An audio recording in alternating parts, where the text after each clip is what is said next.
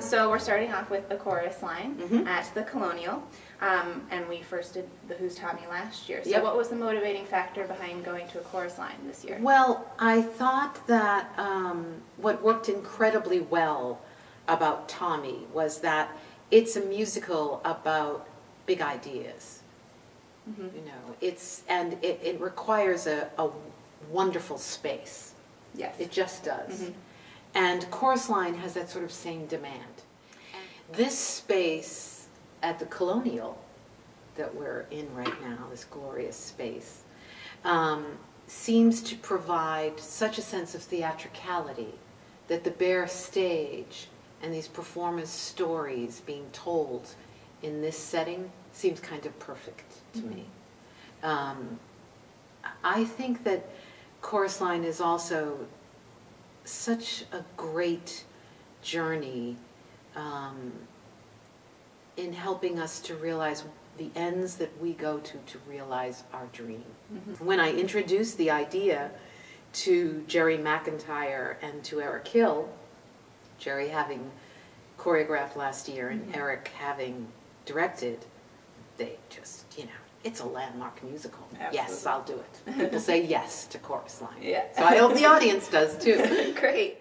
Down in Stockbridge, we have 1,000 Clowns, which is a wonderful, you know, warm comedy. Yeah. And what was it particularly about the characters in 1,000 Clowns that, you know, really drew you to that show? Well, I remember watching the film 1,000 Clowns and just sort of falling in love and recognizing myself in that story. Now, the story is about eccentric Murray, who takes care of his nephew, Nick, this brilliant young boy. And Murray and Nick take care of each other. So Nick takes care of Murray just as much as Murray is responsible for Nick. And I think that that's what the story is about, that we can lead unconventional lives. It doesn't mean that we're any less loving or caring or responsible in so many ways. And then also on the Fitzpatrick we have Edith. Yes. Which is about a very, you know, tumultuous part of our political history, and we're currently also in a state of political flux. Yes. It certainly isn't World War III, but the level of violence in the world right now feels somehow comparable. Woodrow Wilson, at the point in this particular play, is battling against a stroke, and the war has come to an end. Edith Wilson virtually takes over, running the country and taking care of her husband. And it is that period in history where the vote for the League of Nations is happening.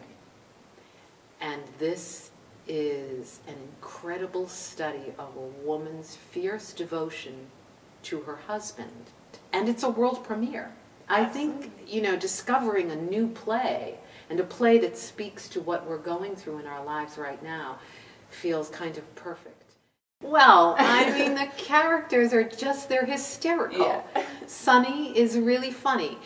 Is she unique? I don't know if she's unique. If we all think about our own mothers and the states they can get into when the daughter's about to get married and what all that means, you know, we sometimes forget that, oh, does she really want to do anything for her own wedding?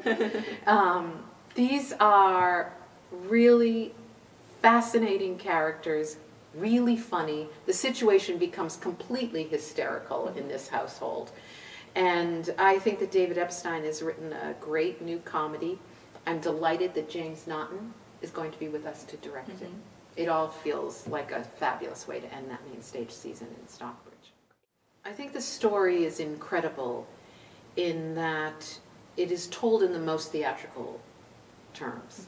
So for those of us that love the theater, what's wonderful is being able to go into the theater and not only see these characters portrayed, but also we're going to see some incredible puppetry.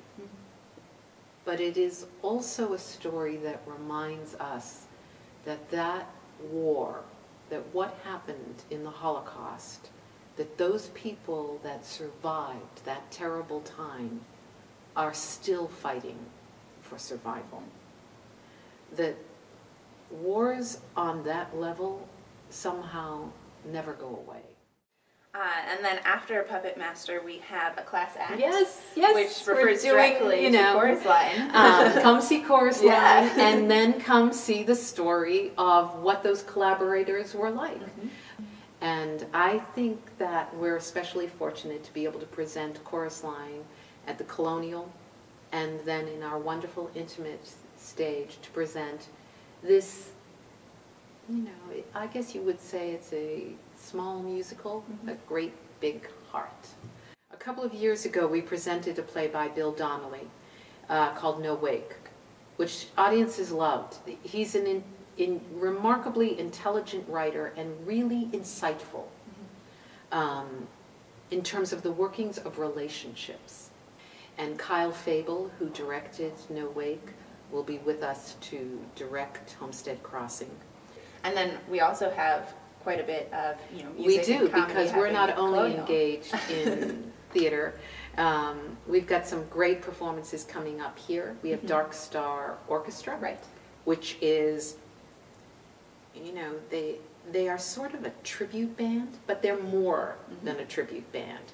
They intimately know the Grateful Dead because performers from the Grateful Dead have performed with them. Going to the theater anytime has to be fun. Particularly, though, when you're in for a night of music, you want to make sure that you're having a good time, and I think Dark Star Orchestra is going to be great fun. So last year we brought in the remarkable hip-hop artist Talib Kweli, and people still are talking about that concert. It was fabulous. And Ray Kwan is coming this year. He is part of Wu-Tang.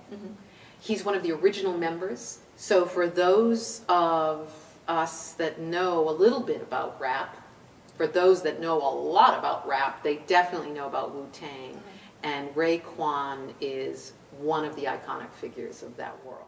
And then we're bringing back the Chinese Golden Dragon actors. We have to bring them back. Everybody loves them. We just have to bring them back. When I look at the audience when they're on the stage, everyone's mouths are just open at what these people do with their bodies. It's incredible, absolutely incredible. And it's so colorful and beautiful. They're just an inspiring group of young people. And then last year we had Ron White of the Blue Collar Comedy Tour. We did. This year we have Bill Engvall. Well, I guess it's becoming a tradition. Yeah. I stood in the back of this theater, watching Ron White last summer, and I have never heard so many laughs in the audience. People have just been watching this group for a long time. And Bill Engvall is funny. Yep. Leonard Bernstein, well, I mean, how many years was he here with us in the Berkshires? I think he thought of this as a home. And we were delighted when his daughter, Jamie, got in touch with us and said that she has put together this remarkable homage to her father, and particularly to the music that he wrote for women. So Jamie is coming to us with a wonderful group of singers. The conductor from Caramore will be joining us for this production, and we'll be presenting it over an entire weekend for 4 performances. It is the most loving tribute to Leonard Bernstein, and his daughter will be narrating for us. So we'll get to know Leonard Bernstein a little bit more and revel in his music. I think it sounds kind of glorious. And then we also have Christopher O'Reilly. Yes, Christopher O'Reilly, the great Christopher O'Reilly, the pianist. Many of us listen to him on NPR, and he'll be with us this summer. I can't wait. It's going to be fun. Absolutely. And then last year, our community show was Wizard of Oz, which had how many people, how many community members in it? There were 160 school children. Wow. And then this year we're doing... So this year we're doing Oliver. I think this is our 7th year. And, the education program that we have right now serves about 10,000 school children throughout Berkshire County. And we do that in a variety of ways. We go into the schools, we work with school kids, we run camps for kids, we have after-school programming for kids at risk. So we created this community show in the fall, and it has grown. We presented over a weekend. Last year was Wizard of Oz, as you mentioned, enormously successful. There were 160 school children. And there's lots of room for orphans in Oliver, Absolutely. which is one of Dickens' best-loved stories. We've been, we created this beautiful outdoor stage in cooperation with the Mount. We call it the Neil Elenoff stage. It's set in the Dell. And now there's theater at the Mount, which I think is just glorious. So each day, I believe the production is in August, we'll be presenting Pinocchio. Right. The production last year of Snow White was just lovely. It's a beautiful setting. Bring a picnic lunch, sprawl out on the lawn. What could be better? And you were talking about education with Oliver. Pinocchio is part of our Acting Apprentice This company. is part of our Acting Apprentice company. So we've got 25 remarkable apprentices that come and study with us each year. And many of them will be performing in Pinocchio this summer. Some of them will be part of Musical Mondays, which we present here in the afternoons. Nostalgic and wonderful musicals. The audience can join in and sing along. And many of the apprentices will also be performing on Fridays in our Friday series, where we present new works, lectures, symposiums. The Acting Apprentices are sort of the wind behind our wings, I would say. They're the next generation coming up, and we want to give them space to perform as well. Great.